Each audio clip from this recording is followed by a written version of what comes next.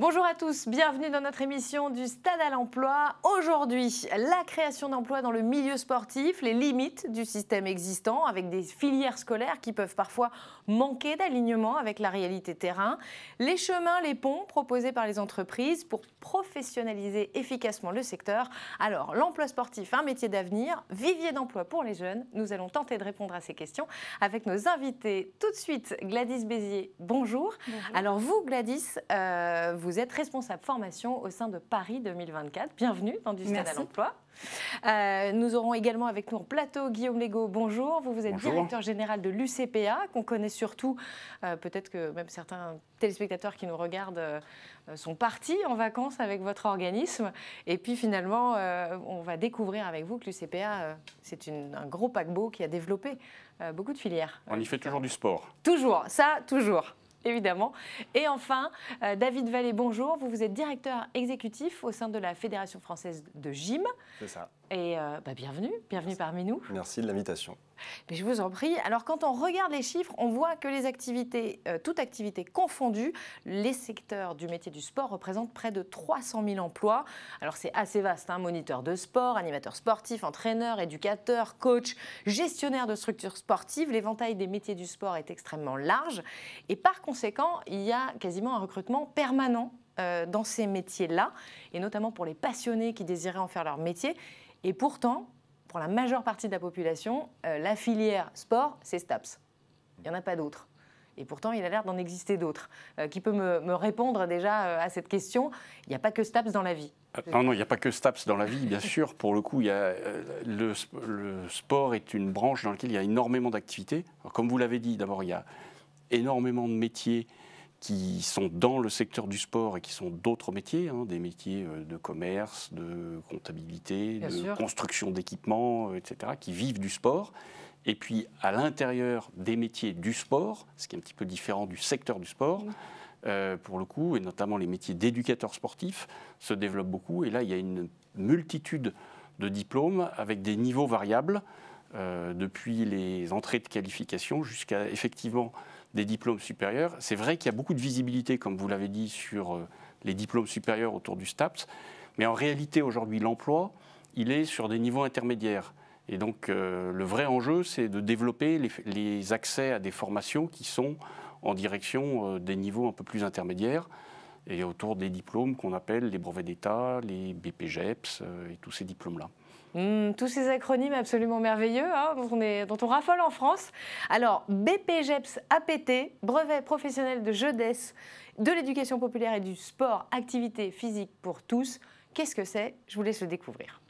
C'est un diplôme qui s'adresse à tout profil de personnes. Il aura aussi bien un public enfant qu'un public adulte, qu'un public senior. Et on est sur de la multi-activité, donc on a 3 grands domaines d'activité. On va avoir tout ce qui est en environnement naturel, donc ça va être de la course d'orientation, du VTT, de la marche nordique, ce genre de choses-là. On va avoir tout un domaine qu'on appelle à caractère ludique. Donc là, c'est un très gros domaine avec des activités de jeux d'opposition, des jeux collectifs, des jeux d'adresse, des jeux de raquettes, voilà, là j'en passe. Et un troisième domaine qui est tout ce qui est entretien corporel, ce qu'on appelle un petit peu activité fitness, avec un support musical qu'on va retrouver plutôt en salle. Alors donc la formation elle s'adresse à des personnes qui ont envie d'être animateurs, animatrices multisports. Donc pour s'inscrire, il y a 3 choses. Avoir 18 ans, être titulaire du PSC1 et avoir passé un test d'aptitude physique relativement simple. Sur les tests de sélection, donc, il y a plusieurs épreuves, une épreuve physique, un écrit et un entretien avec un jury. J'avais le droit de choisir l'organisme de formation et c'est vrai que l'UCPA, ça m'a donné envie. De par tout l'éventail qu'ils mettaient à disposition, c'est quelque chose qui m'a attirée. On a 2 types de formations. On va parler de formation courte ou de formation longue.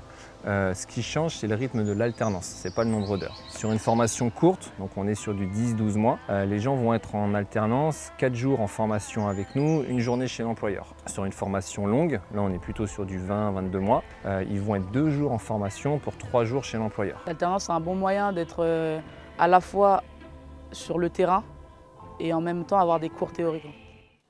L'alternance, une solution aussi pour la formation et l'accès à ces métiers du sport. Guillaume, on l'a vu et on le découvre dans ce sujet, l'UCPA a développé une branche en interne, la branche formation de l'UCPA. Pour quelles raisons vous êtes lancé? Alors peut-être que ce n'est pas vous qui êtes à l'initiative de ce projet-là, mais en tout cas, pourquoi l'UCPA s'est lancé L'UCPA fait de la formation en alternance parce qu'aujourd'hui, c'est un vrai besoin. Vous avez cité les chiffres de l'emploi dans le secteur du sport. Si on regarde même au niveau européen, c'est près d'1,8 million emplois qui sont dans le secteur du sport. Et le besoin, il est aujourd'hui sur des qualifications qui sont proches de l'employabilité. Et pour ça, il n'y a pas mieux que d'être en alternance entre la formation et les entreprises, les employeurs du secteur qui peuvent aider à affiner, à ajuster la formation. Et donc l'UCPA, effectivement, forme depuis maintenant plus de 20 ans à peu près 1600 jeunes chaque année. Et dans ces 1600 jeunes, il y a à peu près 600 jeunes en apprentissage. Et aujourd'hui, en lien avec la réforme de la formation, on est de plus en plus amené à développer ces formules qui permettent vraiment d'ajuster les formations au plus près de l'emploi et de donner le maximum de chances aux jeunes de pouvoir trouver un débouché. Pour vous donner un chiffre, à l'UCPA, sur les 1600 jeunes qu'on forme chaque année, il y en a 90% qui trouvent un emploi à la sortie de leur formation. Ce qui est quand même un beau retour sur investissement. Et alors vous en gardez combien par devers vous? Parce que l'UCPA, forcément, est demandeur aussi de ces... Bien sûr. Alors, pour le coup, l'UCPA, aujourd'hui, c'est 2 grands métiers, principalement. Des séjours sportifs, ceux qui sont les plus connus, où il y a à peu près, aujourd'hui, 1800 emplois permanents. Et puis, on a de l'autre côté la gestion d'équipements sportifs. C'est un métier qui est moins connu, où on est, pour le coup, auprès des collectivités locales, à gérer des piscines, des centres équestres, des patinoires. Et là, on a aussi géré, excusez-moi, par les municipalités?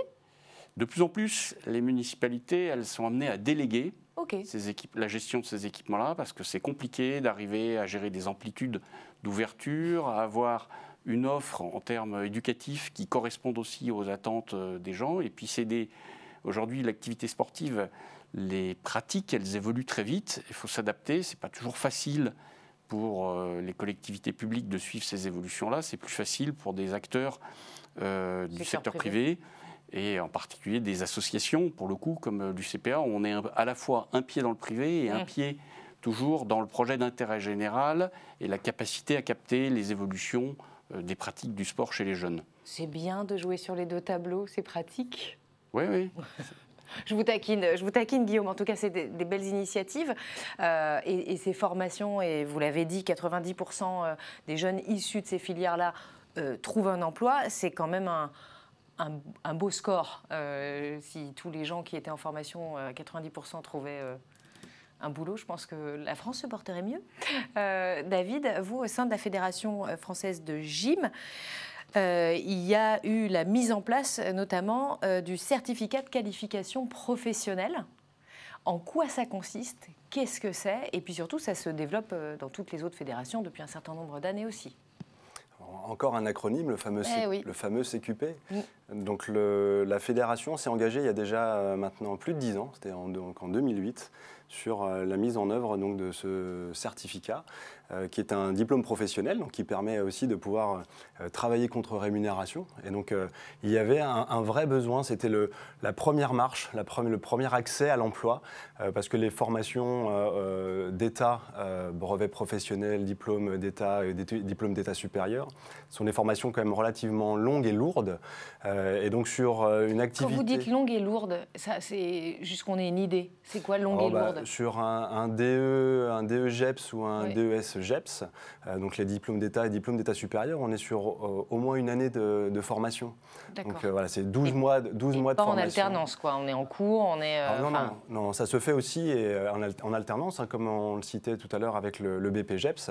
Donc à la fois avec une structure d'accueil, donc une entreprise. Là, ça va être des clubs sportifs, donc des clubs de gymnastique par exemple, et aussi un organisme de formation qui va pouvoir assumer toute la partie apprentissage et acquisition de compétences.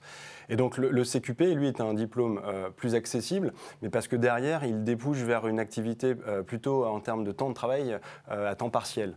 Donc voilà, parce qu'au sein de l'ensemble du mouvement sportif et des clubs, et là, pour le coup, pour les clubs de gymnastique, on avait des créneaux d'activité, par exemple sur l'animation de la baby gym. Voilà, donc on a, nous, un secteur, la petite enfance, de 18 mois à 6 ans, où derrière, on est dans l'apprentissage corporel, on accueille des enfants, il y a besoin d'une compétence technique très précise. Mais évidemment, on n'est pas sur du temps plein et il n'y a pas ce besoin-là. Donc voilà, ça peut être soit des jeunes, soit des moins jeunes. Hein. Il y a beaucoup aussi de parents qui se mettent dans ces activités et ça leur permet d'avoir aussi une rémunération, donc à la fois un diplôme et une rémunération. Et vraiment, ce sur quoi on insiste, c'est l'obligation du diplôme. C'est que pendant très longtemps, le secteur sportif indemnisait son encadrement, donc il n'y avait pas toujours le diplôme à la clé, et à un moment donné, il a fallu faire du ménage aussi dans ses pratiques. Et c'est ce qui s'est passé au final dans le milieu des années 2000, avec la mise en place de ces fameux certificats de qualification professionnelle. Donc, on a plusieurs options. Voilà, on parlait de l'option petite enfance, donc vraiment par rapport au tout petit, mais après on a une option qui est sur un peu notre cœur d'activité, les activités acrobatiques, donc avec les activités de la gymnastique, et puis une autre avec les activités d'expression. Donc selon son appétence à l'activité et les besoins aussi du club, on est en capacité de pouvoir trouver le chaussure à son pied en termes de formation et surtout après un vrai débouché d'activité. Ok. Gladys, je vous voyais opiner du chef au propos de David. Vous, justement, en plus, vous êtes ancienne gymnaste. Vous avez été formatrice au sein de ces formations certifiantes, qualifiantes. Quel regard vous portez, même si maintenant vous occupez évidemment d'autres fonctions, mais votre parcours vous permet d'être d'autant plus, d'accueillir avec d'autant plus d'acuité toutes les propositions qui peuvent être faites, puisque vous êtes responsable de la formation au sein de Paris 2024. Vous, quel regard vous portez sur cette évolution, justement? Je crois que le secteur du sport s'est beaucoup professionnalisé ces dernières années. On le note parce qu'il y a effectivement de plus en plus d'emplois dans ce secteur. Et il a été accompagné par quelque part une révolution de la formation professionnelle avec effectivement des nouvelles architectures de formation et des nouveaux formats de formation. On vient de parler des certificats de qualification professionnelle qui sont très adaptés à des situations d'emploi qu'on retrouve par exemple dans les clubs, dans les fédérations. Donc ce que l'on peut observer ces dernières années, c'est effectivement cet ajustement peut-être des formats de formation aux métiers réellement exercés. On est sur des emplois parfois particuliers, parfois très temps partiel. Donc on a un travail à faire sur effectivement donner le plus de compétences possibles en fait, aux éducateurs pour qu'ils puissent justement intervenir dans différents secteurs, peut-être élargir les activités, les disciplines. On était parfois peut-être un peu centré il y a quelques années en arrière sur l'enseignement d'une discipline. Aujourd'hui, on tend à se diversifier. On vient de parler d'un certificat de qualification professionnelle avec plusieurs options. On a parlé tout à l'heure du brevet professionnel des activités physiques pour tous. Donc on recherche effectivement plutôt la polyvalence quelque part pour permettre à ces éducateurs d'élargir leur périmètre d'action et puis au club aussi de se développer, au secteur associatif de se développer en proposant une offre plus diversifiée. Donc je pense que c'est réellement ça l'évolution, particulièrement dans ces métiers d'encadrement sportif. Du sport. À vous écouter tous les trois, on peut avoir le sentiment que cette professionnalisation est vraiment venue du terrain, d'un besoin. Vous avez dit, Guillaume, que c'était il y a 20 ans déjà que l'UCPA s'est lancé dans la formation. Vous exprimez une date il y a plus de 10 ans par rapport à la gymnastique, ou plus de 20 ans en tout cas, même pour d'autres fédérations. On a vraiment l'impression que c'est un mouvement qui est venu, qui a été un mouvement ascendant et pas, vous savez, une décision gouvernementale qui dit maintenant il faut que tout le monde ait un diplôme, blablabla, etc. Et c'est le cas ou pas? Comme le disait Gladys, on va dans ce sens-là. Il faut renforcer ce mouvement. Si on regarde aujourd'hui au niveau européen, vous avez au Royaume-Uni 2,5 fois plus de débouchés dans l'emploi dans le secteur du sport que ce qu'on a en France. Et ça, c'est lié, c'est pas moi qui le dis, c'est une étude européenne, au fait qu'on a encore un modèle de la formation au métier du sport qui est trop bureaucratique et qui n'est pas assez proche de la réalité entrepreneuriale, et pas au sens des entreprises privées et commerciales uniquement, parce que la plupart des clubs sportifs, des associations sportives, ils ont une approche de la non lucrative, ils ne cherchent pas à faire du profit. Mais par contre, ils ont une vraie approche proche des besoins des pratiquants. Et c'est ça qui est le plus compliqué pour une structure administrative à avoir. Et c'est pour ça qu'il y a un vrai enjeu à avancer. Alors c'est un des leviers aussi qui est un peu donné quelque part dans la réforme qui est proposée aujourd'hui, puisque si on regarde ce qui se passait dans l'apprentissage, et c'est un bon exemple de cette difficulté un peu d'une lourdeur administrative, on avait des quotas d'apprentissage qui étaient fixés par les conseils régionaux qui disaient sur tel secteur, par exemple sur l'aquatique, il va y avoir besoin de tant de maîtres nageurs dans la région et donc il faut former tant de maîtres nageurs. Puis en plus, on avait une limite à l'âge de 26 ans, ça figeait le système. Et là, on va encore on est tous très vieux, alors, pouvoir faire avancer les choses. Parce que du coup, maintenant, il n'y a plus de quotas régionaux. La question, c'est de s'adapter aux besoins du secteur, de se dire aujourd'hui, il y a une carence, par exemple, sur les maîtres nageurs ou sur d'autres professions, sur la forme, il y a des débouchés, etc. Et de mettre en place, en face, les formations. Et ça va pouvoir être fait par les organismes de formation eux-mêmes, soit les CFA qui étaient déjà en place, qui vont pouvoir élargir leur champ d'activité, soit des organismes de formation qui vont pouvoir se transformer en CFA. C'est le cas, par exemple, de l'organisme de formation du CPA qui se transforme en CFA et qui va essayer de mieux coller justement aux endroits où il y a de l'emploi. Et comme on le disait, il faut être assez agile parce qu'en plus, ces emplois, ils ne sont pas toujours permanents, identifiés, à temps plein, etc. Il faut venir les consolider pour créer ces débouchés. Gladys, justement, puisqu'on retourne vers l'apprentissage aussi, Paris 2024 s'est lancé des défis d'insertion professionnelle, notamment dans ces métiers du sport. Nous avons vu le mois dernier avec Marie du Cosmos qui avait beaucoup de secteurs. Avec vous, on va vraiment s'intéresser à ces métiers du sport. Par rapport aux objectifs qui étaient fixés, qui étaient quand même assez larges, maintenant, qu'est-ce que vous êtes en train déjà de mettre en place en termes de formation, d'accompagnement? Quelles sont vos populations cibles? Alors effectivement, Marie Marzac, notre directrice héritage, est venue présenter il y a quelques semaines ici la cartographie des emplois. Donc c'est un outil qui a été publié en avril dernier et qui permet à l'ensemble des acteurs, donc les employeurs, mais surtout les branches professionnelles, les opérateurs de compétences, d'avoir une vraie connaissance, une visibilité sur les emplois effectivement créés grâce aux jeux, en tout cas mobilisés par les jeux, parce qu'il y a une différence entre les emplois, la création et la mobilisation. Et néanmoins, effectivement, les jeux seront une réelle opportunité pour beaucoup d'emplois, de formation ou de développement de compétences. Donc pour certains, ce sera effectivement peut-être un emploi, pour d'autres, ce sera la possibilité d'acquérir de nouvelles compétences et donc de pouvoir ainsi réussir à accéder à un poste peut-être qu'on n'aurait pas eu grâce au jeu, parce que l'idée c'est effectivement de travailler sur des compétences plutôt transversales. Donc aujourd'hui, on est en train de travailler avec le ministère du Travail, avec les branches professionnelles, avec les opérateurs de compétences et différents acteurs de la formation,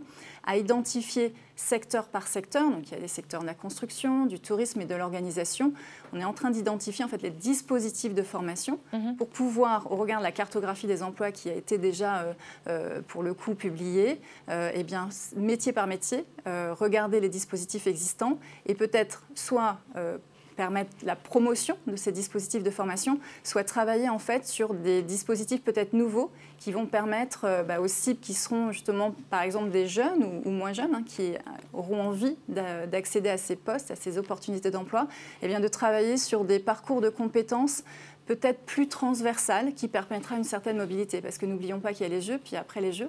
Et nous, on a un vrai enjeu d'héritage sur ces questions d'emploi. Le problème post-jeu, c'est qu'est-ce qu'on fait de tous ces gens qu'on a employés et plouf. Exactement. Donc l'idée, c'est de travailler sur leur employabilité et donc de travailler à la professionnalisation en diversifiant les compétences. Et là, quelque part, la réforme de la formation professionnelle, elle nous arrange bien d'une certaine manière, puisqu'elle reconnaît les blocs de compétences et non plus seulement des certifications entières. Et donc, ça permet effectivement, ça facilite en tout cas la mobilité entre métiers ou entre filières. Donc, on est en train de travailler justement au repérage de on va dire, certifications qui pourraient peut-être être portées par plusieurs branches professionnelles. Donc, ce qui est assez intéressant en soi et assez innovant. Donc voilà comment on va travailler sur l'insertion de certaines populations cibles ou certaines mobilisations, parce qu'on sait que sur certains métiers, on va mobiliser pendant un temps, celui des jeux, et puis qu'ensuite, ce que l'on souhaite, c'est que ces personnes qui auront profité de l'expérience des jeux puissent faire valoir exactement les formations et les compétences surtout qu'ils auront acquises. Vous avez quoi, par exemple? Ce serait quoi un exemple de métier comme ça qui va être mobilisé fortement sur les jeux et que vous aimeriez faire perdurer? Il y a un exemple qu'on prend beaucoup, hein, c'est dans la sécurité, nos agents de sécurité. On va mobiliser énormément d'agents de sécurité, malheureusement peut-être, mais en tous les cas, aujourd'hui c'est la réalité. Et du coup, clairement, là c'est un exemple qu'on prend très facilement parce qu'on en mobilisera effectivement plusieurs milliers pendant les Jeux. Et clairement, nous, l'intérêt, c'est que ces personnes qui vont être mobilisées pendant les Jeux, on puisse travailler avec elles sur un parcours professionnalisant pour qu'à l'issue des Jeux, les compétences acquises puissent être transférables sur d'autres métiers. Donc ça, c'est le travail qu'on est en train de faire actuellement en lien avec le ministère du Travail et les branches professionnelles, par exemple. Ouais. D'accord. Guillaume, vous l'avez exprimé, ça fait depuis longtemps que l'UCPA accompagne, forme. Là, vous dites que vos centres vont doucement se transformer aussi en CFA. Quels objectifs vous fixez, vous, en tant qu'acteur fort d'employeurs aussi dans ces métiers et de formateurs dans ces métiers?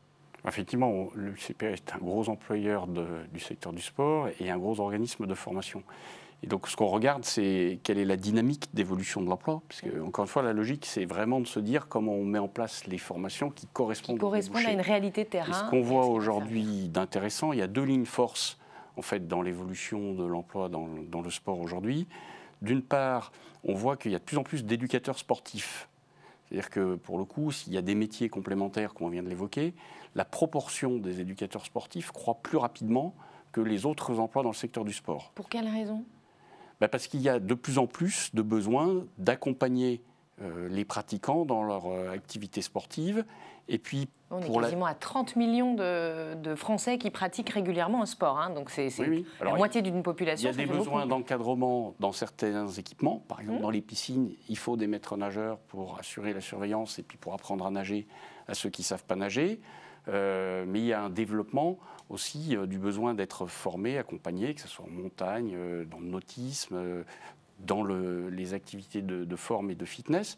Puis la deuxième raison qui conforte un peu la première, c'est qu'on voit aujourd'hui qu'il y a un peu un transfert des secteurs qui développent des emplois dans le domaine du sport et que petit à petit, les clubs sportifs restent le plus gros employeur. Il y a à peu près 60% des emplois du sport qui sont dans les clubs sportifs. Mais là où ça se développe aujourd'hui, de plus en plus, c'est dans la gestion d'équipements sportifs. C'est le secteur où il y a le plus de débouchés parce que de plus en plus, on a des équipements, des salles d'escalade, des centres équestres, des piscines, des patinoires, des multiplexes sportifs comme ceux qu'on est en train de créer à l'UCPA, dans lesquels il y a un besoin d'avoir des éducateurs sportifs qui accompagnent. Puis, il ne faut jamais oublier, parce qu'on les oublie souvent, et je pense que c'est à tort, on ne les met pas dans le compte des emplois dans le champ du sport, mais il y a quand même tous les enseignants d'éducation physique et sportive qui participent au développement de la pratique sportive et qui restent un grand vecteur. Mais alors eux, ils ne dépendent pas du même ministère. Exactement, mais quand on regarde pourtant, les choses en termes ils sont là et d'activité, il n'y a pas de raison de les mettre à part. De les séparer. Il faudrait les réunir. David, au sein de la fédération, l'augmentation telle que l'a décrit Guillaume, vous la remarquez aussi, j'imagine. Quelles sont vos perspectives à vous ? Donc déjà, on est une fédération qui croît en termes de nombre de licenciés. Régulièrement, chaque année, on fait partie de ces fédérations qui ont plutôt une croissance toujours positive. Donc on est 325 000 maintenant, donc de plus en plus de licenciés, de pratiquants de la gymnastique. Et donc de plus en plus aussi de besoins d'encadrants. On fait partie aussi de ces fédérations qui n'ont pas assez d'entraîneurs, d'animateurs. Voilà, on est un métier en tension, donc on ne forme pas assez. On a beau mettre en place, on parlait du CQP tout à l'heure, mais mettre en place aussi un certain nombre de formations sur le BPGEPS, le DEGEPS et DES. Malgré tous ces nouveaux cadres et donc nouveaux moniteurs que l'on met ou entraîneurs que l'on met sur le marché du travail, ça ne suffit pas à pourvoir l'ensemble des emplois qui sont un petit peu en tension. Donc, Nous, notre objectif, et la stratégie de la fédération en ce sens-là, c'est former plus et aussi former mieux. Exactement. Donc avec une filière de formation qui va évidemment de l'animation jusqu'à l'entraîneur de très haut niveau pour aller auprès de nos équipes de France, et avec aussi toute une formation, un plan de formation continu qui permet aussi de pouvoir progresser tout au long de sa vie professionnelle avec l'acquisition aussi de nouvelles compétences. Mais c'est vrai que on est à la différence, nous on n'a pas besoin d'avoir obligatoirement des emplois très diversifiés et très polyvalents. Là, on a des emplois à pourvoir, on a des besoins d'entraîneurs de gymnastique ou de moniteurs. Et donc là, maintenant, il faut qu'on accentue au final l'action qui est en place pour pouvoir répondre aux besoins. Avant tout, le premier, c'est le besoin des clubs. Bien sûr. Gladys, vous, par rapport à tout ce que vous allez couvrir pour Paris 2024, c'est assez vaste. Vous vous fixez quels objectifs, justement, en termes d'employabilité dans le secteur du sport, ou en tout cas lié au jeu? Alors nous, directement, le comité d'organisation Paris 2024, on va se concentrer sur nos publics qui sont avant tout nos salariés. Aujourd'hui, on est 200, on sera 4500 en 2024. On a également... c'est une belle croissance. C'est pas mal aussi. En 5 ans. Exactement. On a aussi, on va avoir recours, bien sûr, à des bénévoles. Donc 50 000 aujourd'hui qui sont annoncés bénévoles en 2024. Et puis des prestataires, donc un peu plus de 70 000 personnes qui nous rejoindront également au moment des Jeux pour nous aider à organiser. Donc nos efforts vont se concentrer sur ce qu'on appelle nous la workforce Paris 2024, c'est-à-dire la montée en puissance progressive mais rapide sur les 5 ans qui viennent, à la fois de notre équipe salariée et puis les recrutements qui viendront ensuite, notamment des bénévoles. Nous, on a à la fois cette envie et cet enjeu aussi d'accompagner notre équipe évidemment salariée, puisqu'on a un objectif majeur, c'est quand même de réussir à livrer des jeux spectaculaires et durables. Donc on a ce souci de la livraison, de la réussite et puis ce souci de l'héritage. Donc il faut pouvoir accompagner nos collaborateurs, les mettre dans des conditions à la fois de réussite, d'innovation. Et puis on a un autre public qui nous est cher, c'est évidemment celui des bénévoles, avec un programme de formation qui va les concerner directement. Et pour le coup, les bénévoles, on sait que c'est... nous, ce qu'on souhaite dans tous les cas, c'est valoriser l'engagement bénévole. Des bénévoles en France, il y en a 20 millions. Dans le secteur sportif, ça représente 20% de ces 20 millions. Donc c'est quand même des effectifs très importants. Et on se dit que les Jeux sont une belle opportunité à saisir, de valoriser exactement cet engagement bénévole. Donc on va apporter une attention particulière sur ce programme de formation des bénévoles. On a envie de reconnaître, de travailler sur la reconnaissance des compétences, peut-être sur la certification des compétences de bénévoles. Ce sont des choses sur lesquelles nous travaillons actuellement et nous pensons que ça pourrait être un bel héritage, en tout cas, après les Jeux. À l'image d'un VAE, validation des acquis d'expérience, enfin voilà, où on prouve une employabilité et même sans diplôme, on peut le convertir et se retrouver à un niveau d'études un peu supérieur. Une reconnaissance de compétences déjà acquises en fait au regard d'une expérience, parce qu'on a beaucoup de bénévoles qui œuvrent déjà évidemment dans les associations, qui sont déjà pour certains experts des événements. Donc l'idée c'est de pouvoir reconnaître les compétences acquises, leur permettre d'en acquérir d'autres, de continuer de se développer et puis peut-être au final de trouver un système de reconnaissance en fait de cet engagement des compétences acquises. Et ça c'est quelque chose que l'on travaille avec les acteurs, qu'on va travailler avec l'ensemble des acteurs, les ministères, etc. Et c'est là que ça demande beaucoup de lobbying aussi. Beaucoup de préparation en amont. Pour pouvoir le faire. Exactement. Je vous remercie tous les trois d'avoir pris le temps de venir nous rejoindre. En tout cas, grâce à vous, on sait que les métiers du sport et du secteur du sport, en tout cas, sont des métiers d'avenir, porteurs, vers lesquels on peut se diriger. Merci Gladys, merci David, merci beaucoup Guillaume. Et moi, je vous retrouve avec grand plaisir le mois prochain. Salut!